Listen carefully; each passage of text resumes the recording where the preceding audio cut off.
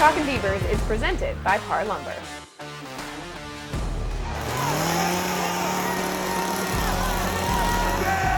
Those Oregon State football players getting pretty good with that chainsaw. 3-0 after week 3, taking down San Diego State 26-9 in Reser Stadium on Saturday afternoon in Corvallis, Oregon. Welcome in to Talkin Beavers. I'm AJ McCord alongside Jason Jean-Baptiste, played defensive end for Oregon State 2001, 2003, and of course Mike Parker, the voice of the Beavers. So you guys, non-conference is over. Conference play begins this Saturday. Oregon State taking care of business. 3-0, Mike, I want to start with you. Just initial thoughts from these first 3 weeks. AJ, it's a sign, I think, of the program and how far Jonathan has raised the expectations and the standards, that there were a few fans saying, 26-9, a 17-point win to get to 3-0, and yet people were looking slightly askance at it. That's actually a compliment to what Jonathan and his program and his team, what they've become, and that left maybe a little bit to be desired in the minds of some fans, maybe even the players and coaches themselves, but I never felt they were threatened in this game. They took early control with the field goals and the defense, which was relentless. So to be 3-0 going into league play, it may not have been as high in style points as people were expecting, but it's a great job by the team to get to conference play, ranked 14th in the country, 3-0 heading to the Palouse. The defensive play for this game to me was the most impressive that I've seen from this defense. The pressure that they're able to put on Maiden, make him uncomfortable in that pocket. So if they continue down this path, I think that they're going to be completely fine, and they're going to continue to be a strength of the team defensively, rushing the passer, and I look forward to see what they have to do against Washington State.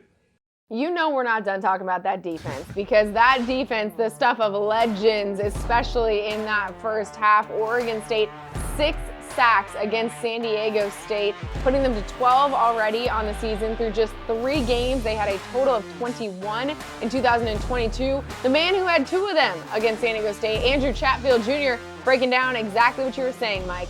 This is just how we go to work. That's the name of the game now these days. I think we just working hard every single day on what we want to work. Every day I try to work on my pass rush. Every day I want to work on my hands. I work on different things every single day so we can just be the best pass rushers and, D linemen in the country, really. JC said that they can be the best D linemen in the country. What is your reaction to that? Well, my reaction is that I think he's exactly right. I think this is the best game that he's personally had as a Beaver. A double-digit sack game for him. He's never had that before. I think there's so many talented players on that defensive line between himself, McCartan, you have, Rawls, you have Hodgins. I mean, the list goes on and on and on. And if they all play together and continue playing off of each other, they can continue putting the pressure, forcing that pocket in the middle and also on the outside, helping to keep contained. And I think when you have quarterbacks such as a Maiden, such as a Cam Ward, who's looking down the field but also looking to escape the pocket, you have the opportunity to have more sacks. And I think that's exactly what they're doing, and I think they'll continue doing it as well. And the other thing, too, Jason and AJ, is that was one of the things that this defense was being heralded for this coming season, a depth of rotation, a lot of different guys, and with some youngsters in the secondary. A true freshman in Jermod McCoy played almost the entire second half at corner. Jaden Robinson, though good, is still relatively inexperienced. So if they can get that kind of pressure, they do take some of the pressure off the back end. And the Beaver safeties, Oladapo, Akili Arnold, are playing at a very high level, helping those corners learn and grow. But it starts up front, and it's the best defensive front I've seen the Beavers have in the Trent Bray area. You got to go back a long way for this kind of productivity. Right. Absolutely, and that was on full display against San Diego State. The other thing, though, right, the reason the defense looked as good as they did was partially because the offense really needed them to. It was one of DJ Ungalele's worst games that we've seen him play as a Beaver. It's a very small sample size, but it was a game where he seemed to struggle. That totally personified by the interception that he threw, but then the resilience shown, because the very next drive he hits Anthony Gould. Gould goes 70-plus yards for a touchdown. After the game, Gould talking about the trust that he and the wide receiving corps have built with their quarterback to say, we were never worried. We put a lot of work in to have that trust and that confidence, and, it's a two-way street. So it's been fun to work with him. Like I said, we got some stuff to clean up. But I mean, yeah, he's a hell of a ball player, and I'm glad we got that guy back there. Of course, that's not the only touchdown that DJU ended up throwing. We're going to hear from Joshua Gray, the big man touchdown, in just a few minutes. But first, Mike, I'll start with you on this one because that was a lot of resilience shown to the adversity that DJ faced in that game against San Diego State. What impressed you about the way the offense ended up getting some momentum? Well, it was a perfect response to Jonathan Smith had said we really hadn't been challenged yet. We hadn't faced adversity. We hadn't been hit in the mouth. An interception leads to a 19-9 score. The defense stopped the 2-point conversion. And on the very next play from scrimmage, as you suggest, the Beavers just reassert themselves with that beautifully executed tunnel screen. Anthony Gould caught it perfectly in stride from DJ. Great block by Jeremiah Noga to help create that lane for the speedster Gould. But it was DJ that got the ball to the right man at the right time. And even in a day where he goes 14 for 30 and 2 picks, he does throw for 284 yards. There is that, complemented by another strong rushing game by Damian Martinez. So it may not have been the best performance yet or the best we're going to see, but DJ did a lot of good things in helping the Beavers maintain control throughout the game. Yeah, I agree, Mike. And another thing that I'll say, too, is that it shows how complete this Oregon State team really is. I mean, you have a defense who's holding the opponent, getting sacks and not allowing them to score points. And then you turn around when they do score points, and then you turn around on the offensive side, you see the firepower that the Oregon State has, with the speed of Gould and obviously with Martinez having another 100-yard plus game. So I think you have all these different elements of an Oregon State team that shows not only, San Diego State, but the whole conference and the whole country, how complete this team actually is. You guys don't go anywhere because one of the highlights of Saturday, taking on San Diego State, we love a big man touchdown. Joshua Gray joins the show coming up next.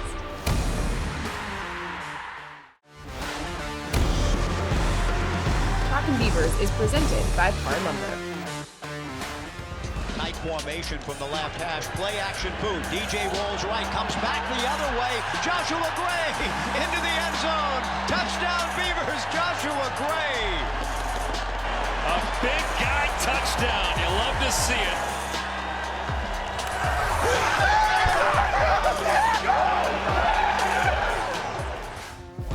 That was a touchdown that got all of Reser Stadium rocking. DJ hitting the captain, Joshua Gray, for a big man touchdown. Things we absolutely love to see, which makes it this week's legendary performance presented by Abby's, a legendary pizza tradition. Earlier this week, I got to catch up with Joshua after his very first career touchdown.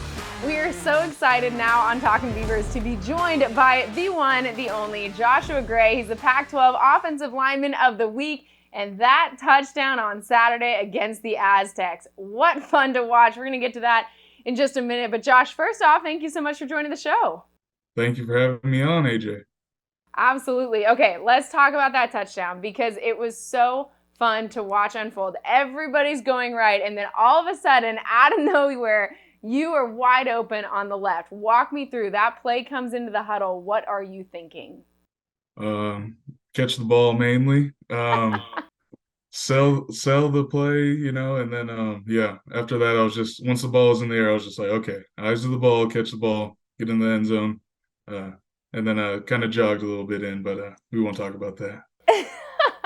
Okay, so how often as a lineman do you practice catching the ball in a situation like that from DJ?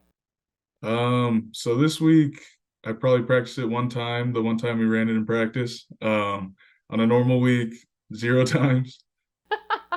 Okay, so you had maybe an inkling that it was coming, but in that game against San Diego State, that was quite a journey for you, a little bit of an emotional roller coaster, if you will, because in that first opening drive, penalties for you, I know as a captain, as an offensive lineman, that's something you take to heart really strongly, those penalties and costing your team that way. What did you have to do to recover, to be set up to make a really important touchdown later on in the game? Really, it just comes down to the mindset. Early on in my career, struggled with having bad plays and letting them compound on throughout the game. But this week I just try to flush it, move on. The past is the past. It's all we can do is worry about the next play in front of us. So that's what I was trying to think of every play. And then when they called it, I was like, okay, here's that. Those penalties didn't matter anymore. It was just about catching the ball.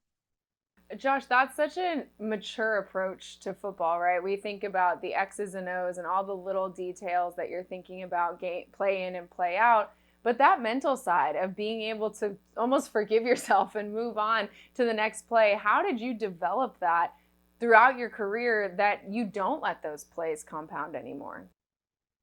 It's been tough. It's taken me a long time to get here. A big part of it is just, it's not the end of the world. You get 60 plays a game. If one's bad, you just got to move on. It's hard. It's just, you just got to focus. That's the biggest thing, is just focus in on the next play. There's nothing to be done about that. So back to the huddle, the touchdown play gets called for you. What does DJ say to you in the huddle? He was just looking at me. He was shaking his head. He just kept saying, yep, here we go. And I'm just like, what is this guy talking about? I'm tired. We're driving. I'm pretty wore out. And then he just says the play name, and I'm like, oh, okay, I see.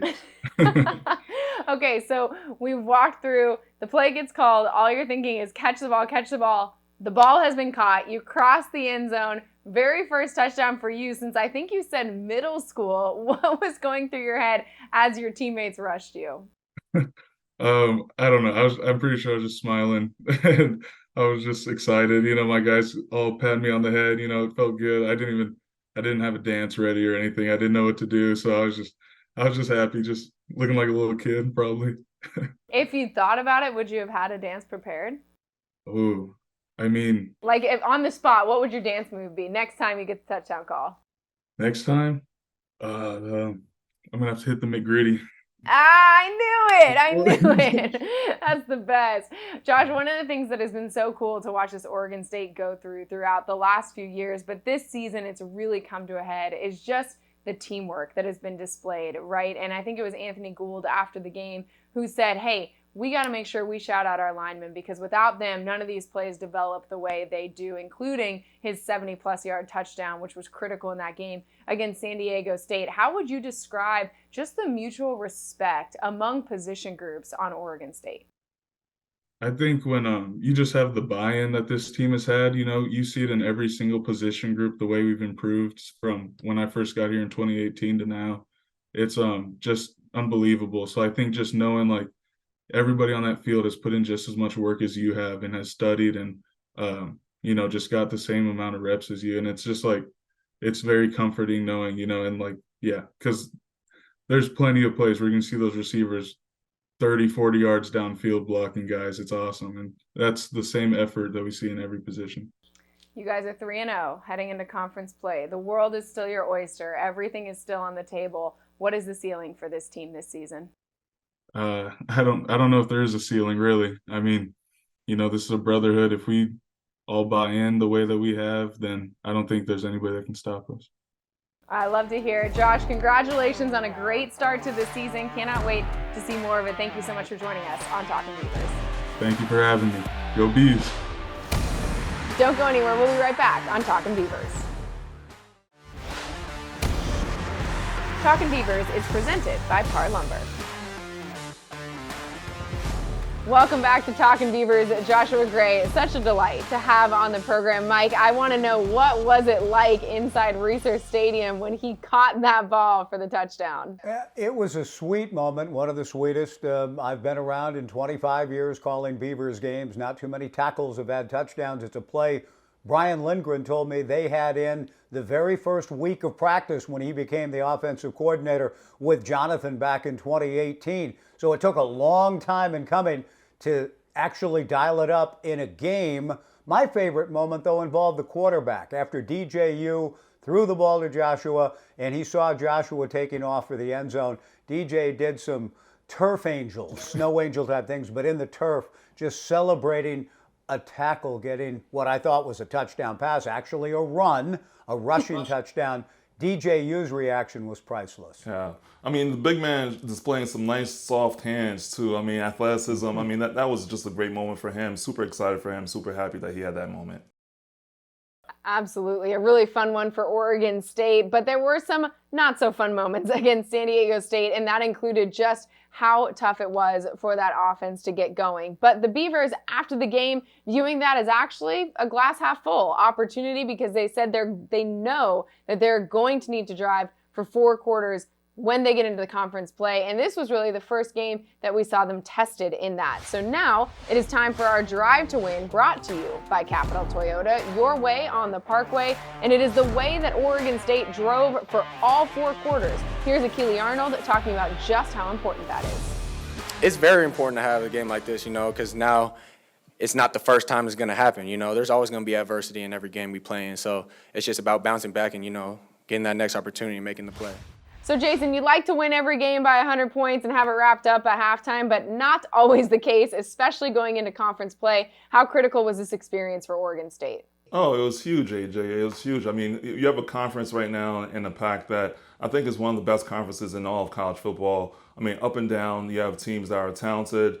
So to be able to have a game like where you're competing all 4 quarters is something that is going to happen throughout the course of conference play. So they need to know what's that like, not only on the offensive side, defensive side, and special team, but also for them to be in a position like where their back is up against the wall a little bit, and for them to come through and for them to show that they're able to still compete and win games the tough way, which is the way that you want to do it when you're competing against really good teams in the Pac. So. And Akili Arnold, Jason and AJ, Akili, I'm glad we heard from him on this show, because he's playing the best football of his life.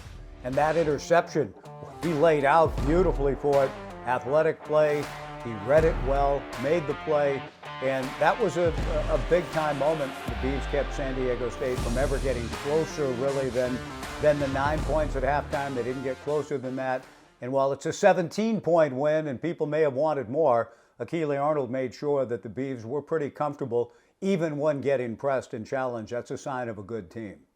A win is a win. A win is a win, and Oregon State has 3 of them heading into conference play, which is about as good as you can ask for. But it is now time to talk about that Pac-12. Their very first opponent in conference play is going to be the Cougars. They've been allies all offseason long, but it is nothing but frenemies on Saturday when they play in Pullman. We're going to break down the Oregon State-Washington State game when we come back.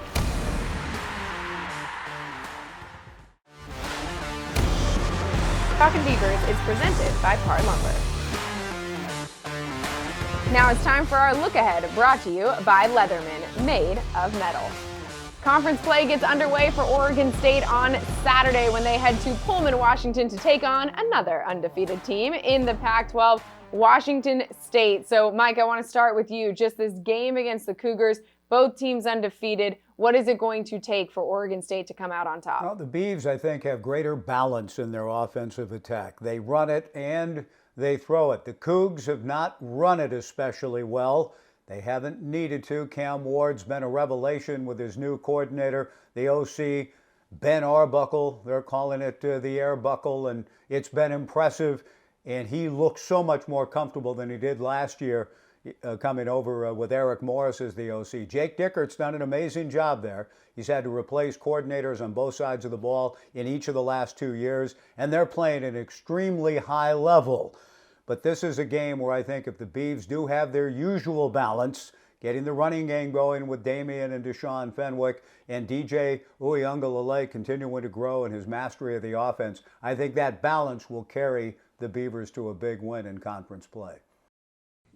Yeah, and I think it's really simple when it comes down to what's going to be the deciding factor in this game. I think it comes down to the trenches. Whoever could control that line of scrimmage, because let's not forget, last year, Damian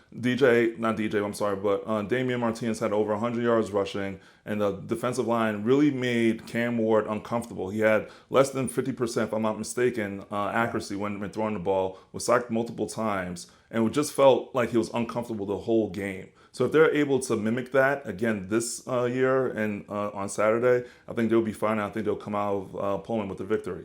I'm getting word right now. Hold on. We have some special guests who are asking to join our show.